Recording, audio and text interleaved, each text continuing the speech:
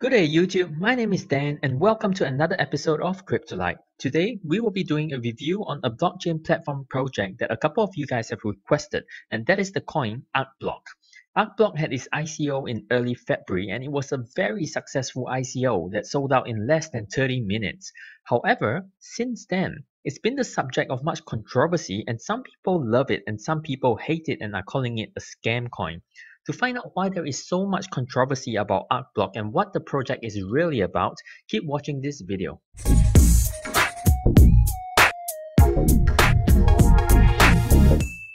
Arcblock introduces themselves as the world's first blockchain ecosystem for building and deploying decentralized apps. I'm not quite sure this is accurate. We've been through many blockchain platform projects reviews by now, and all of them are ecosystems who are building and deploying dApps. Arcblock's kind of the new kid on the block, so it's not the first project for sure, but it definitely is a building ecosystem for building and deploying decentralized apps. Arcblock then goes on to describe itself as the third generation blockchain platform, which is true.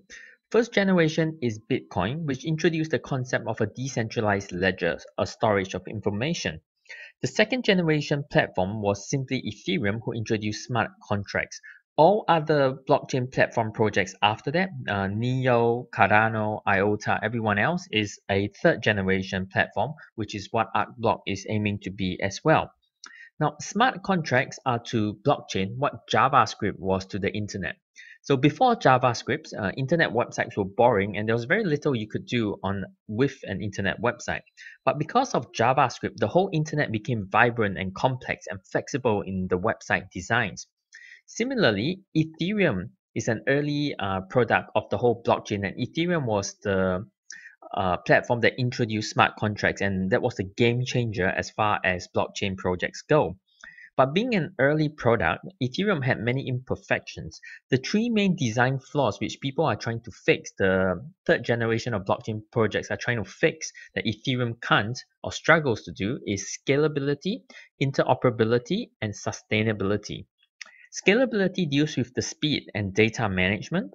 Interoperability means the ability to interact with other blockchains as well as with world systems, example Swift. Without interoperability, your product can be the best product on the blockchain world, but it cannot actually be employed by circular systems. Lastly, sustainability is about financial costs, where the bulk funds of the projects in the olden days were through the crowdfunding raising. But then once you run out of that initial funds, then it becomes a problem of how are you going to sustain the project. So a lot of the third generation platforms are trying to build a system which is low cost and self-sustaining.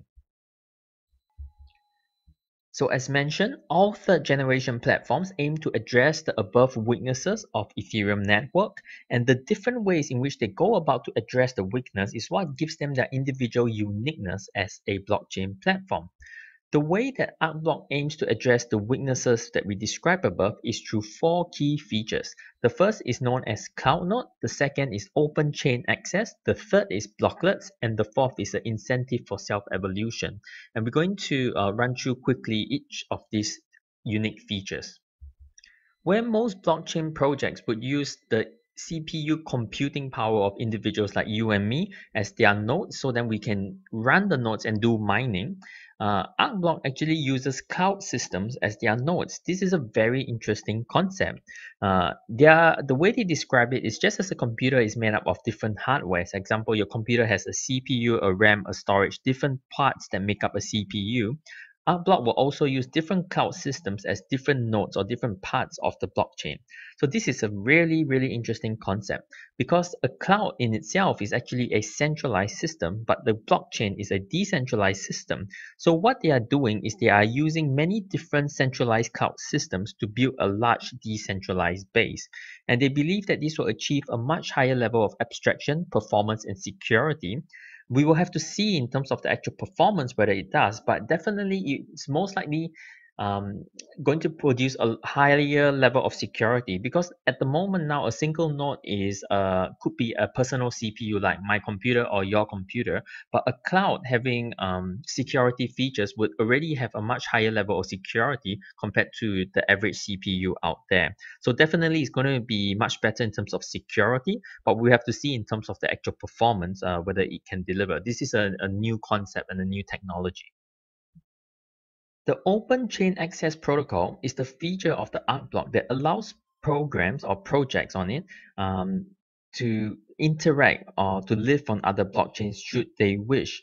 Think of it like a language translator that helps people to translate the language should they move to a different country. Okay, and whilst this is a really great feature, it requires Arcblock to be compatible in structure to the existing main platforms. So currently, Arcblock has built itself to be similar or compatible rather to Ethereum, Bitcoin, and Hyperledger, but it is still not clear how it will interact with other third generation platforms whose structure then will be very different from the original first and second gen mainstream blockchains.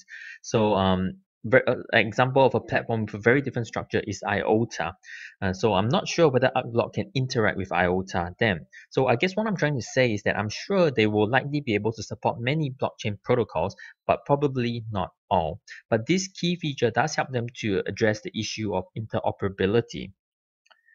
Now, these translation apps or APIs are known as chain adapters. And at the moment, the whole system is closed source, which means only the team themselves can design these chain adapters. But over time, the team plans to make this an open source, which means other creators can design chain adapters, which can be used by other users of the platform. And then depending on how popular their chain adapters are and how much is used, the creators of these chain adapters will receive Arcblock tokens, ABT tokens, as a reward. So this encourages the community to kind of compete among themselves to create better and better chain adapters, and this is part of their long-term sustainability solution. Another important feature of Arcblock is what is known as blocklets. Think of it this way. I can build a big project with multiple features all on site. In other words, I can build a massive mansion with every aspect of the project, of that building project, done on site. Or I can split the work up to subcontractors to do different bits of work at the same time on different sites.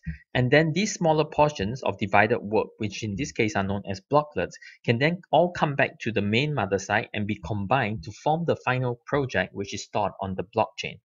The advantage of doing this is that it's a lot quicker because you get to multitask at the same time. And this concept of breaking a big project down into smaller projects is very similar to Plasma, the scalability solution for those of you who are familiar with Plasma. This unique way of creating blocklets also allows Arcblock to allow individual aspects of the project to be stored separately and shared with others. So for example, if the project I'm building has a wallet component to it, I can keep the wallet component, the wallet protocol, as a separate file and reuse it or share it with others anytime I need. So if another person is creating a project that needs a wallet protocol, I can lend mine or rent it or even sell it to him. The last thing I want to point out about their tech is that Arcblock uses a very unique consensus algorithm known as Algorand. The where in proof of work that Bitcoin uses, okay, the most classic consensus algorithm requires all the nodes to process all the data and to keep a record of all the data. In Algorand, the system suddenly and randomly selects a small group of nodes to be in charge of the next block, and then that receives a reward in the form of a percentage of block transaction. It's a very, very clever system that has not been used by any other blockchain project yet. It was also designed by Silvio Micali, who is the winner of the 2012 ACM Turing Award. And Silvio is a very, very well-respected pioneer in cryptocurrency and blockchain technology. So this consensus algorithm, Algorand, okay, is actually one of the main selling points of the Arcblock tech, which has made it so popular. Just keep this point in mind because later when we talk about their concerns, this actually becomes one of the major concerns of Arcblock. So the combination of blocklets, this unique consensus algorithm, Algorand, as well as the cloud nodes mentioned above, are aimed to solve the scalability problems of any blockchain, of the main blockchain, right? So they estimate that using these three technologies combined together, they will be able to achieve about 100,000 transactions per second in the future, which is huge. If they can achieve that, they're going to be one of the fastest platforms in the market. On the whole, when you go through the white paper, this is a very nice white paper. It's 28 pages long, it's not too long or too short, and the level of technical detail is simple enough for a layperson to understand, yet with good detail. The white paper wasn't all tech as well. It included vision problems they were trying to solve, token mechanics, etc. So it's a good white paper. Now, Arcblock tokens are used as payments for platform transactions and also used to pay the chain adapters creators once it goes open source.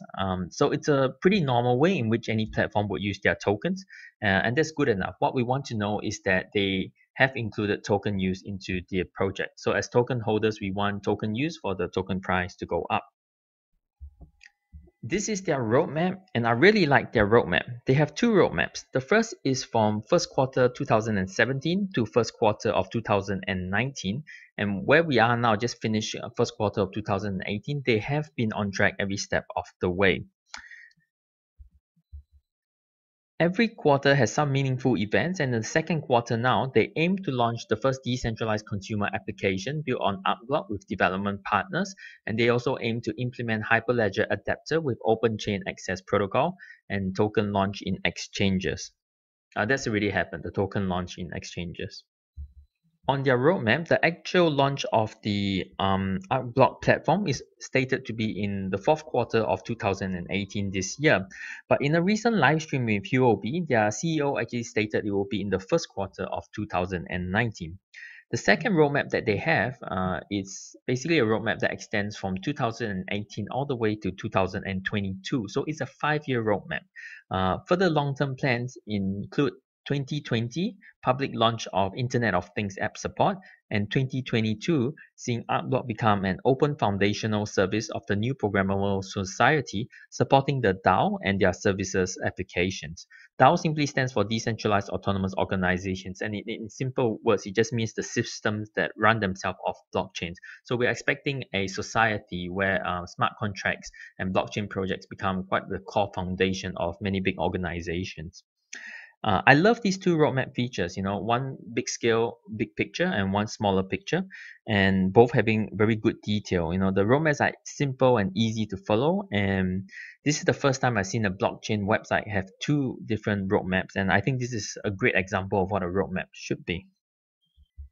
Okay, so far, the whole project is sounding really good. And leading up to the ICO in January, many people saw all these features that we talked about, and many people were very attracted to this project and flocked to invest in their ICO. It was one of the biggest, one of the quickest, most successful ICO in the history of blockchain. But that's also when things begin to unravel, and since then there have also arisen many concerns about the project. I'll try and go through with you most of these concerns and give you a bit of a take on where they are in terms of whether it was a fair concern or not, and then you can make your own decision as to what you think of the company. So the first concern was actually at the point of ICO. Many people attempted to buy the ICO with Ethereum but weren't able to do the actual purchase.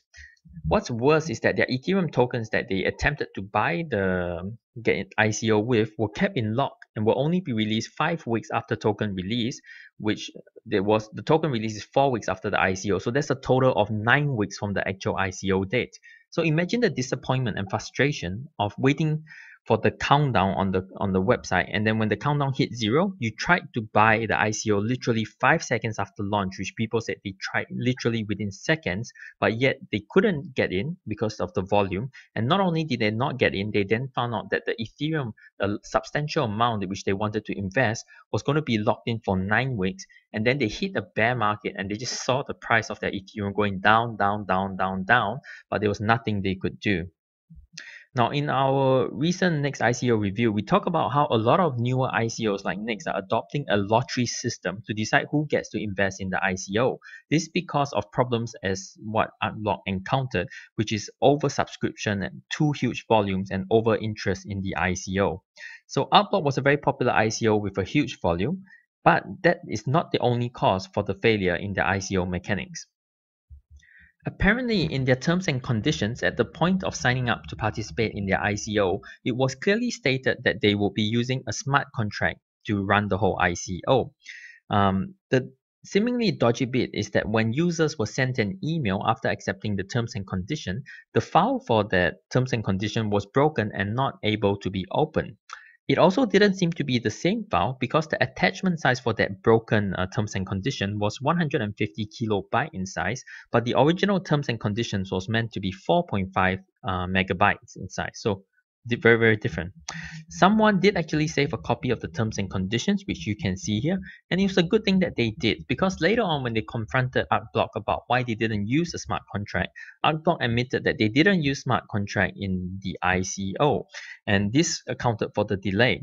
So if they didn't use smart contracts in the ICO, then I'm wondering, how do they do the transferring of fees? Is it a manual transferring of fees, and that's why it's taking so long? And a lot of people were criticizing them for not using a smart contract or having a smart contract that went wrong because they are meant to be a blockchain platform who are basically smart contracts expert who will help the users who are building on their platform to create their own smart contracts. So they're supposed to be like the experts in smart contracts. So it certainly didn't inspire confidence. The other thing about the ICO that many people were unhappy about was the 20% penalty. Now, it's not uncommon in the ICO that people sometimes invest too much money, maybe by accident, maybe just as a trial and error. And if this is the case, usually the excess money gets returned to them, or in a stricter case, the entire transaction might not happen. So you might get your money back, but you might miss out on the ICO. In the case of Arcblock though, okay, there was a rule that apparently it was on the website that many people overlook, where there was a penalty of 20%. That's huge, right? So if you invested 200K, you would lose 40K just from a mistake of over investment, even if you just went over by 1K. So that's very excessive. It's never been seen before in ICO world, and many people have expressed their frustration or discontentment about this whole process.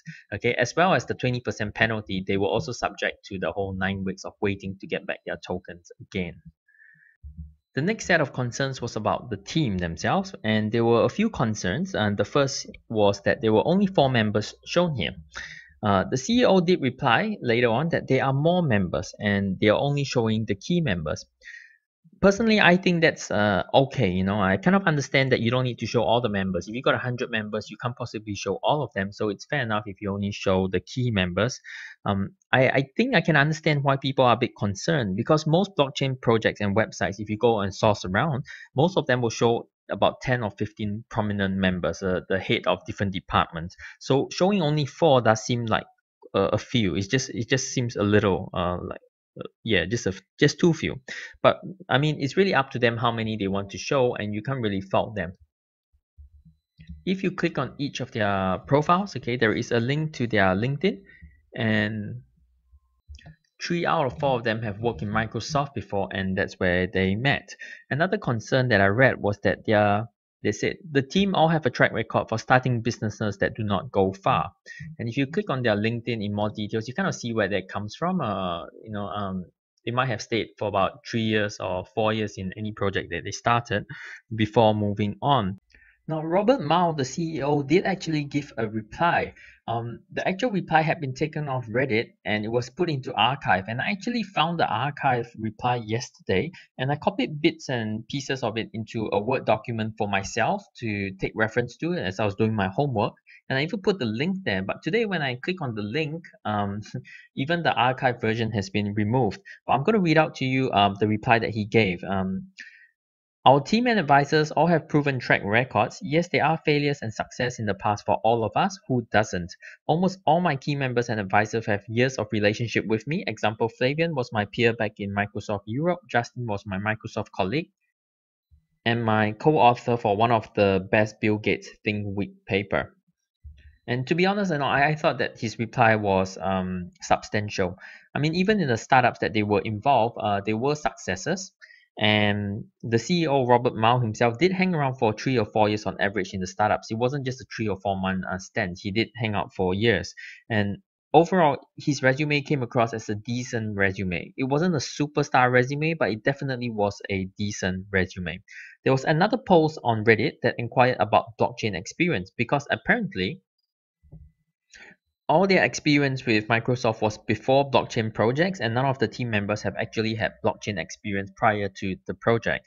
And so far, there hasn't been a reply from the team to that post.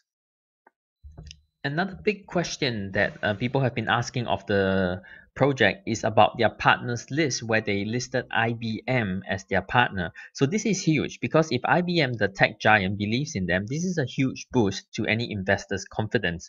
But then it was also noted by the community that no announcement had been made on IBM's behalf. And again, I really wish I could find the article I was telling you about, because the CEO gave a reply in that article as well. So if any of you know the article I'm talking about, please post the link in the comment section and I'll pin it up so that everyone can refer to it. But in that reply, he said this, okay, and this is important, catch this. Yes, for this stage, we as a startup team with an ambitious goal is just a standard member of IBM Partner World. Anyone can apply to join this partnership. I'm not sure if IBM will approve whoever applied. We got approval and signed a number of agreements. It took us some time.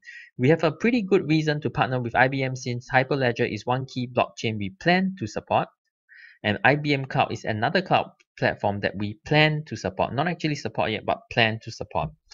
As a startup, you can't expect us immediately become a big player's VIP partner. Everything is built from start. I don't understand why this has become a problem at all. Now guys, okay, IBM Partner World is not IBM, okay? IBM Partner World is just a network of businesses that IBM hosts for companies to receive training and meet other similar businesses, okay? It's any business basically can sign up to be a member of IBM Partner World, and that's all Arcblock is. It's not the same, okay, as having IBM as your partner.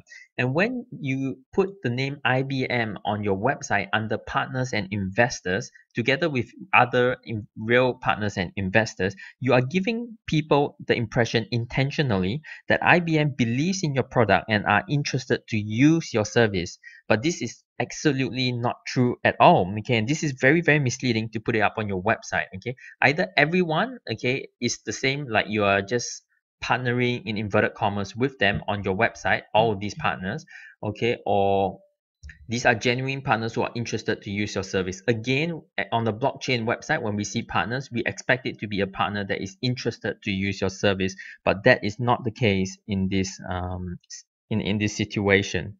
You know, if you want to put up the word IBM, at least put up IBM Partner World and people will understand what IBM Partner World is. Don't use the word IBM. This is intentionally misleading, okay? And the concerning thing for me is that the CEO in his reply actually said, I don't see why this is a problem. I mean, it's a big problem. Anyway, this post by the CEO, as I mentioned before, subsequently got removed from Reddit, and the CEO's Reddit account itself got deleted. So I originally found it to the archives that I was telling you guys about, but now even the archives version is gone.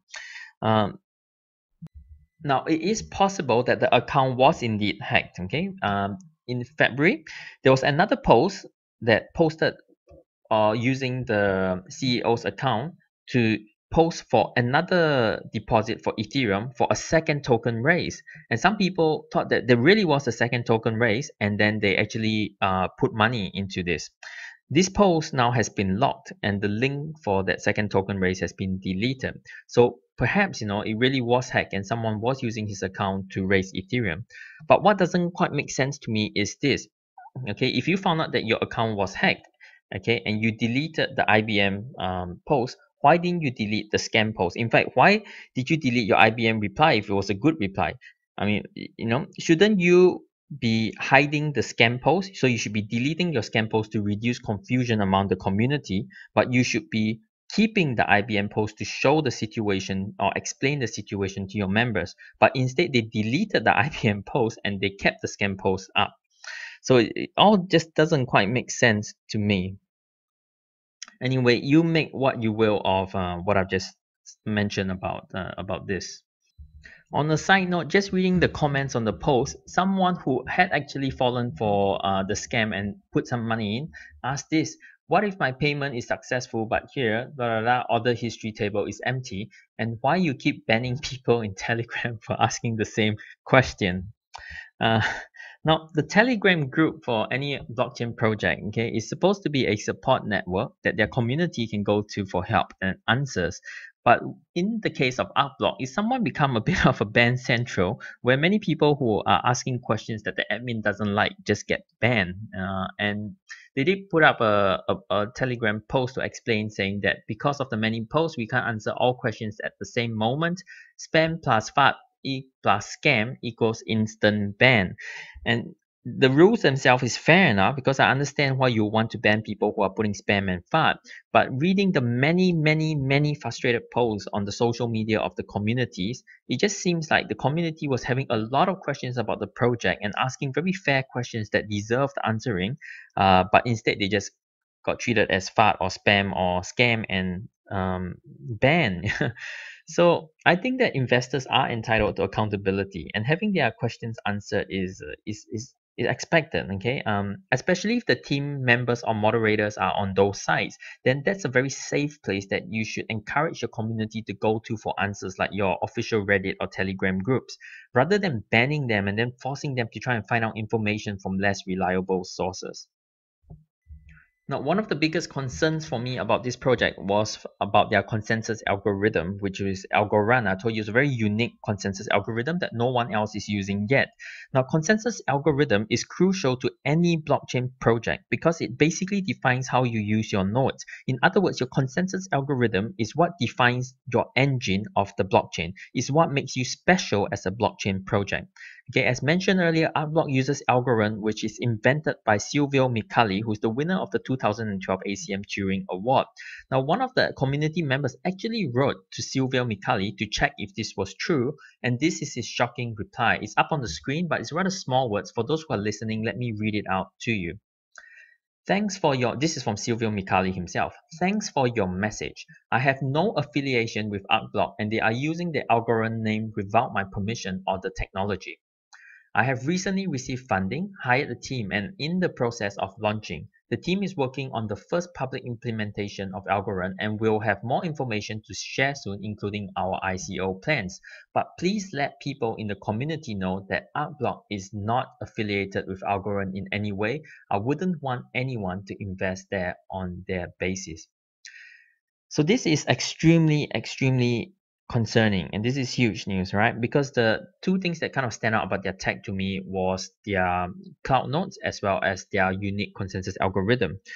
And what I'm saying here is not that they didn't have an consensus algorithm, but maybe they didn't get the permission and are not allowed to use it, in which case their entire project may fail because consensus algorithm is a core feature of the tech in the project. You can't change it whenever you want to. You basically build up your tech around the consensus algorithm. But also the question to ask here is, why don't they have the permission to use it? Surely they should have checked this out before launching a multi-million-dollar ICO. And so far, there has been no reply from the team to this particular email post. Another source of concern from the community has been about their media links. Okay, they put media links from Bloomberg, HuffPost, etc. Back in January, they had media links to Bloomberg and TechCrunch. Okay, which are major news source focus for crypto people like us. But when the links to Bloomberg and TechCrunch couldn't be found, and people inquired of the CEO's response was very vague. And then later he implied in a YouTube live stream that the articles were to be published in the future and hadn't been published yet. Oh my goodness, and I'm trying not to laugh here, guys, but you simply cannot do things like that. You cannot claim a media link when the article isn't posted yet. Anyway, this concern was back in early Jan, and in early Feb, okay, thank goodness, there was an actual article from Bloomberg on Arcblock in the positive light. But up until now, I have not seen a TechCrunch article on Arcblock. They have taken down the TechCrunch media link, but IBM is still up there as one of their listed partners.